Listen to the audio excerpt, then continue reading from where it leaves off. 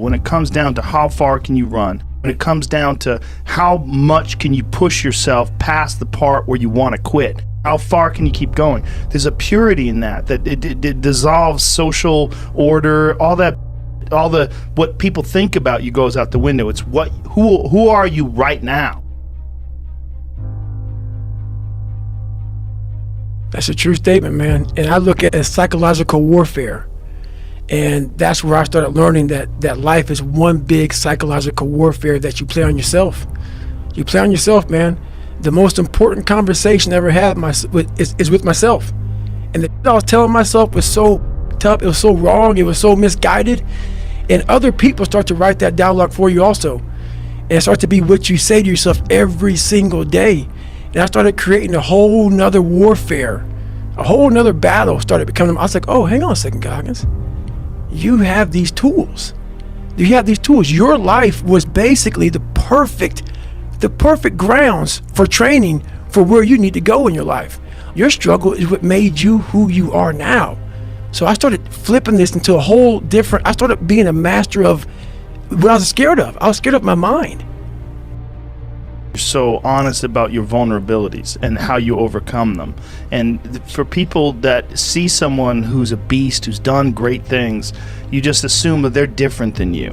But then you hear about your insecurities and your pitfalls and all the things that went wrong with you, and you realize, well, God damn it, those are the same things that go wrong with me. Like maybe I have that inside of me and I've just never summoned it. We are our minds. Your mind, the thing that is listening and comprehending these words right now, that is you.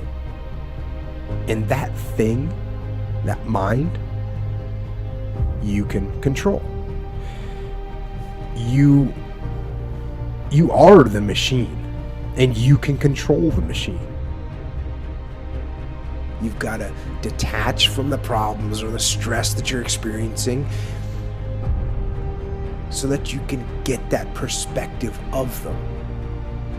Now, if it's something that you can control that's causing you stress, well, why aren't you getting control of it? Generally, it's a lack of discipline. So you gotta have the discipline to grab control and make it happen. And when I say you need discipline for that, what that means is these stresses that you're avoiding, they're not gonna go away if you avoid them. So take the discipline to face the stressful situation. Get ahead of it. Don't be afraid of it. Now, there's also stress that's caused by things that you cannot control. So if you can't control something and you can't get control of it, you have to at least embrace what you can. If there's something that's completely beyond your control, you've got to detach from it and not let yourself get stressed about it. And on top of that,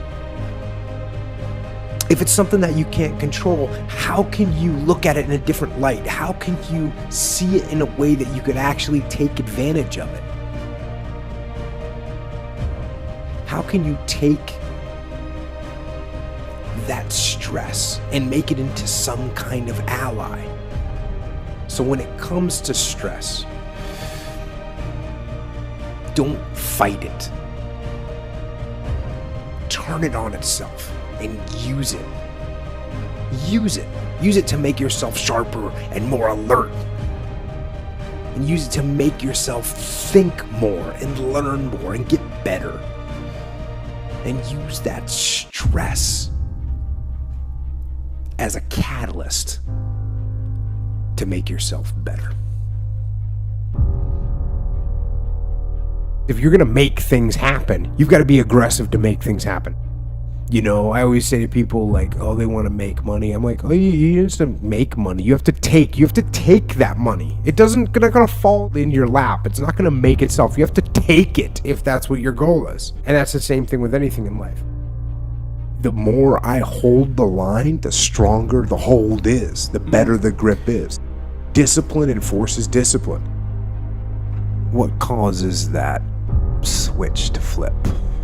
The overdrive, the beast mode, the full-on destroyer that will not stop. I think it's actually, it is something that's learned, I think. And I think it's a hard lesson. I don't think everyone gets it. And I think some people go through life without ever getting it. And I'll tell you, it's an important lesson. It's a critical lesson.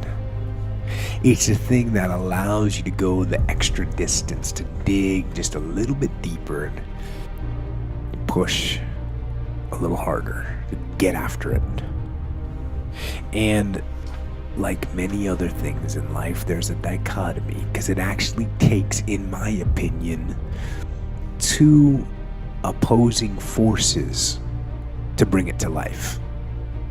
It takes both emotion and logic for you to reach your maximum potential, to really give everything you have and go beyond your limits.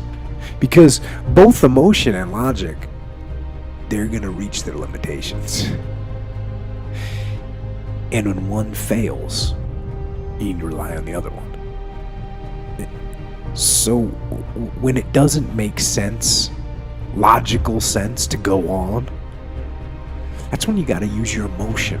That's when you got to use that anger, that frustration, that fear to push yourself harder. To push yourself to say, I don't stop.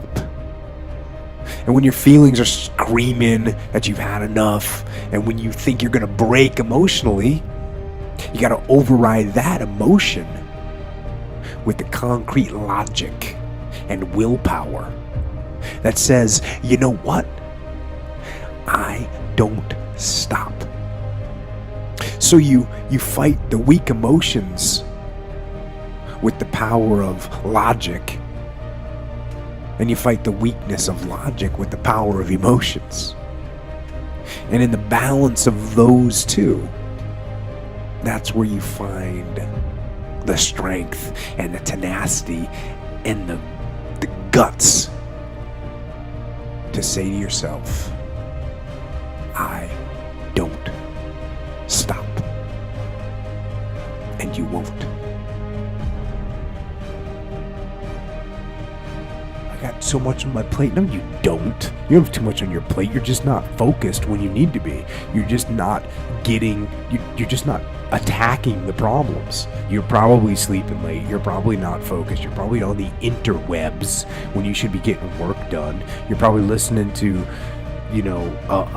music while you're trying to work and getting distracted. And so what's the easiest thing to say is, oh, I think I got too much on my plate. I need to get rid of some stuff. This is an example.